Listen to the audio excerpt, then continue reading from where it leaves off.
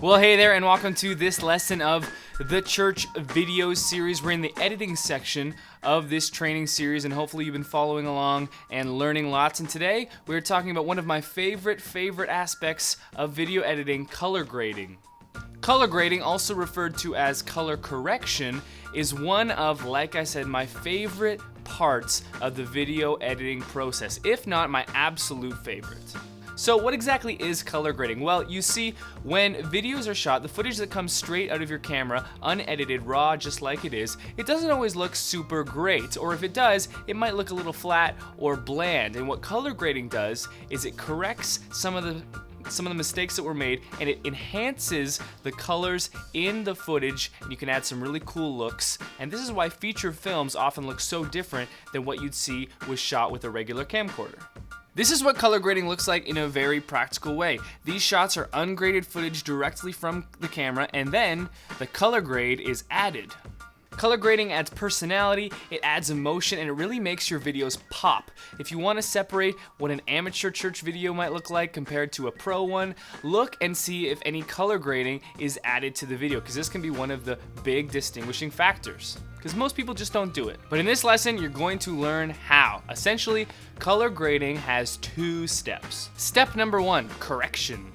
The first step in color grading is the boring but oh so important step: correcting the mistakes that are in the footage. If you've been watching through this series and following along, in the basics section you would have learned how to properly set exposure and white balance, but even the very best can't get it perfect every single time. There's just a little mistake, just a little tweak that needs to be made. And that's what color grading is for, to make those tiny little tweaks, or maybe the big tweaks if you made a mistake like I have in the past. And that's what color grading is for, to correct those. Plus, if you've been shooting a lot and you're editing a whole timeline of similar footage of different scenes, it's likely that they're not all gonna look exactly the same. Maybe the lighting outside changed a bit, maybe you changed one of the settings in the camera to accommodate for something else, and that's what color correction, the first step, can do. It's gonna tweak things to make everything look the same and everything to have a foundational place to start at. And before we start adding cool looks to our videos, we have to make sure that everything is on the same baseline. And that's what this correction step is for. You want to make sure that exposure is properly set, exactly. You want to make sure that white balance is set, and that all your clips are at the same spot.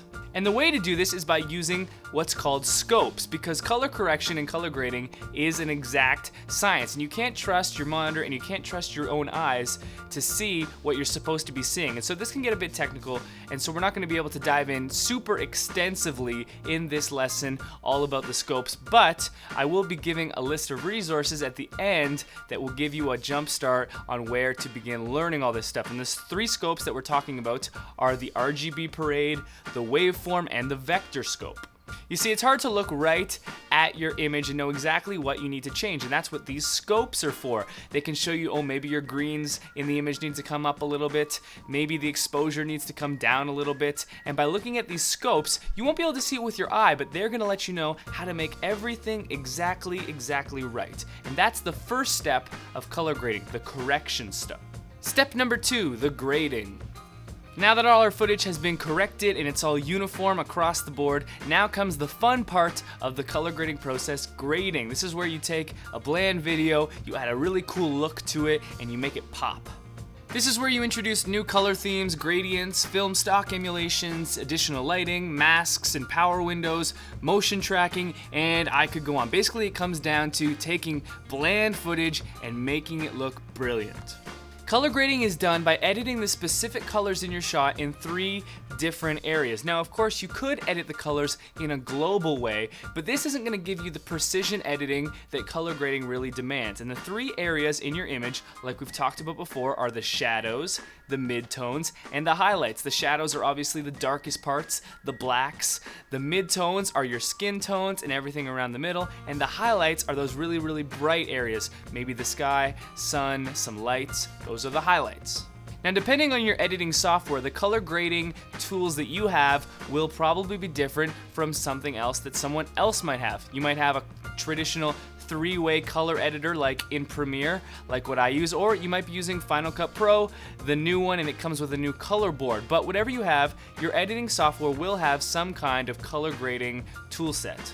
Again, this is some advanced stuff, so if it feels like I'm throwing too much at you and there's a bunch of different terms and it's all seeming very advanced, that's because it probably is, but we're going to remedy that in the next lesson. So for this one, just try to take in as much as you can and learn some of the skills and concepts behind color grading, and then in the next lesson, when we share all these nice resources and presets that can make your stuff pop with one click, you'll still know a little bit of the science and reasoning behind it. So now you know what color grading is, you know what it looks like, and you know the 2 steps to it: correction and grading. And like I said, in the next lesson, I'm going to be sharing a plethora of resources that you can use to instantly add color correction to your shots, usually with just a drag and drop single click. And this will save both of us the time of fiddling around and learning all the complexities of this science, and so we can just do it with presets. So I'll see you in that next lesson.